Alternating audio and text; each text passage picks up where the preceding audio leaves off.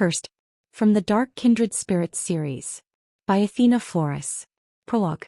The blood moon set high in the sky was the Earth's guardian angel tonight. It stood watch while all the Earth's blessed and damned creatures roamed freely. It guided them to their redemption or eternal damnation. The enchantress took a deep, channeling breath while she absorbed the magic and the energy this night brought forth. It was the perfect time to seek the answers she'd long sought. If the omnipotent transcendental powers would not reveal them to her tonight, then all hope was lost. She perched the silver chalice engraved with defined runes on the altar in the garden. She poured the spellbinding liquid into it and began to chant the spell she'd memorized. At first, nothing happened, but like everything else in life, she needed to be patient and persistent. She continued on with the ritual until the potion started to twirl, then churn. It soon glowed a celestial blue. Peering into the aquatic abyss, she asked, "Reveal to me the means to restore the harmony. The balance must be brought back to the line." An image gradually morphed in the chalice. It appeared to be a tall, thin girl with unruly shoulder-length red hair who knelt on the floor. She seemed to have fallen and had scraped her knees because blood trickled onto the uneven terrain. The enchantress cocked a brow while she curiously observed the scene. Why was the voyeur chalice showing her this teenager? The girl was no older than 17. How did she fit into the whole scheme? Knowing that she wouldn't get more answers until she performed the next part of the ritual, the enchantress raised the chalice and languidly sipped the elixir. The bitterness made her shudder until a transcendent voice spoke to her in her mind. The enchantress's eyes glazed over and she remained perfectly still, paying acute attention to what was said. Once the answer and all its details were divulged to her, she lit the candle, ending the liturgy. With leaden legs, she walked back into the building. The ritual had taken its toll on her. She'd need to rest to fully recover.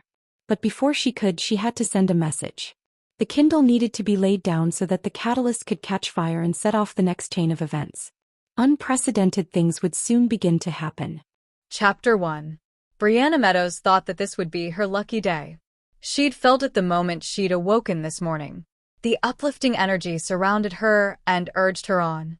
She could move mountains if the feat were physically possible. So when her mother had asked her to pick up her facial cream at the department store, Brianna had jumped at the chance to go. She'd been planning to apply for the stock clerk's job she'd seen posted on the store's door earlier this week. She made sure to hold her head high and strut with confidence as she walked up to the customer service counter. A cashier standing there, wearing a white and red striped uniform, greeted her with a smile. "Good morning. How can I help you?" Brianna cleared her voice. Yeah. "I'm here to apply for the stock clerk's job you have posted on the door." The cashier frowned. They didn't get rid of that yet? Her expression switched into an apologetic one.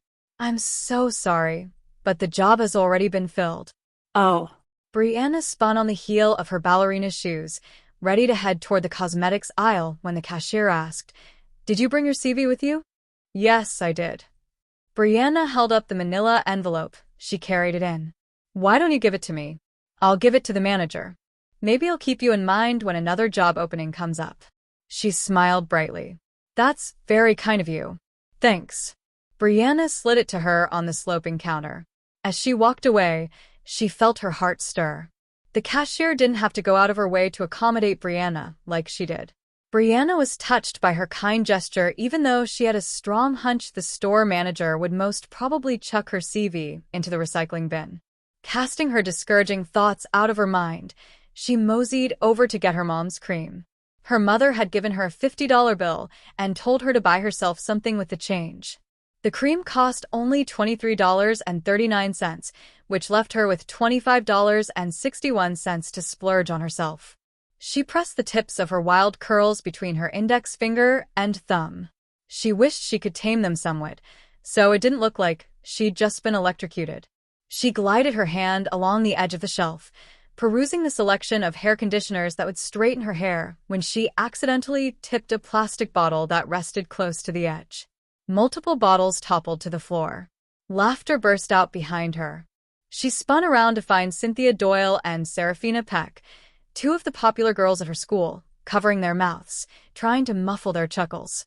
Cynthia leaned in to whisper something into Seraphina's ear, which made her bend over in hysterics. They obviously were making fun of Brianna. What else was new? Brianna had been the object of their ridicule all of the school year. Why would they stop now even though the school year had ended and summer had begun? Ignoring their cruel behavior, she crouched to gather the fallen bottles. One by one, she placed them back where they belonged. The sound of stiletto heels clicking on the tiled floor reverberated in Brianna's ears. She cursed under her breath. She knew who approached. It was Seraphina. She had a unique rhythm to her gait. What did she want? Hadn't she tormented her enough in school? Is there something you're looking for? Seraphina asked as she came to stand next to her. I was just looking, she mumbled. It was hard not to notice you after you made everything fall. If you're looking for a special conditioner, maybe I can help you search so you won't make anything else fall. Brianna wished the jab had just slid off of her, instead of cutting deep.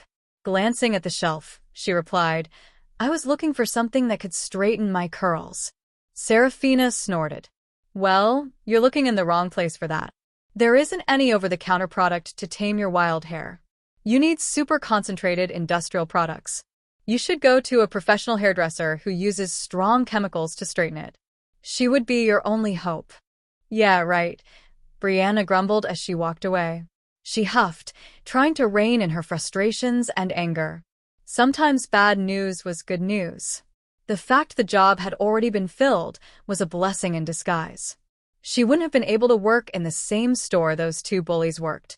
She wouldn't have survived more than a day in that toxic environment. She made a mental note to avoid this department store from now on. Her mother would have to come herself to get her facial cream.